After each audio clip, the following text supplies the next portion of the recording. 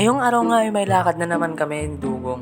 Siyempre hindi naman to kalokohan, ito ay panggaguhan, charot. Bibigyan ko na nga pala ng kapatid guys itong unang panganay ko, itong si Tatuan. Pinangalan ko tong panganay kasi siya yung nauna sa mga tattoo ko. Ay, isa lang pala tattoo ko. Makalipas nga ang ilang oras na pagtatambay namin sa terminal ay nakasakay na kami ng jeep. Papunta nga pala kami sa San Mariano guys, magpapatato kami. Direct to the point na tayo kasi pag dinirect to the point natin ay malalaman nyo na kung gaano ako kapogi. Charot. Pagdating nga pala namin dito sa San Mariano guys ay napatambay muna kami sa may Gedli. Kasi yung kasama ko makataktak.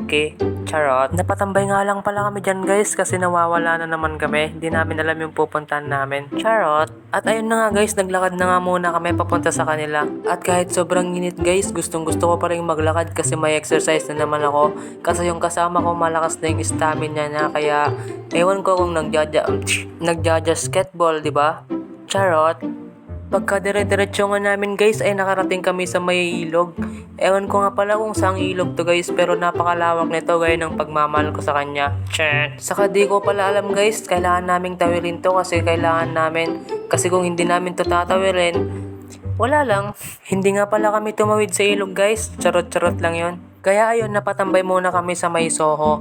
Napakalamig pala dito guys kasi may electric fan, saka ceiling fan, saka may aircon din, saka ang lamig din ng konbo nyo. Charot! Sa paglalakad-lakad nga namin at pagtatambay-tambay ay nagutom kami kasi magtatanghali na. Kaya ayun, nagmerienda na muna kami ng pang street food. Kasi alam nyo naman napaka-pogi ko, tamang milk tea lang dito sa may Gedli. At saka malapit lang pala ito sa may palengke guys. Share ko lang, hehehe.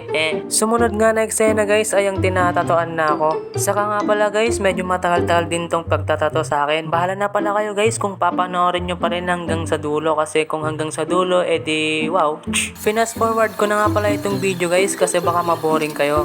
Pero kung naboboring talaga kayo guys, pwede nyo pang i-forward. Pero wag nyo naman sanang i-skip pag may ads na. Salamat! Charot!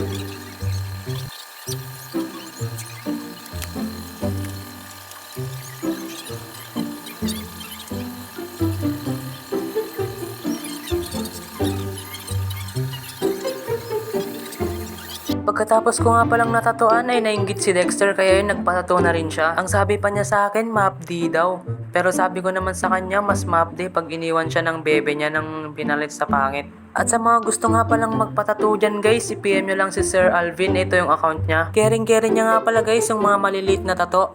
Lalo na rin sa mga malalaki, pwede nyo siyang i-stock guys kung gusto nyo. Sasabihin ko rin pala guys kung bakit ako nagpatato. Hindi naman ako addict guys pero gustong gusto ko nang may tato. Just for arts lang ba? Kaya wag nyo naman sana kaming tawaging addict porket may tato lang.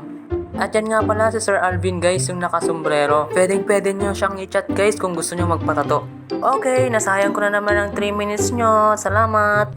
Yut!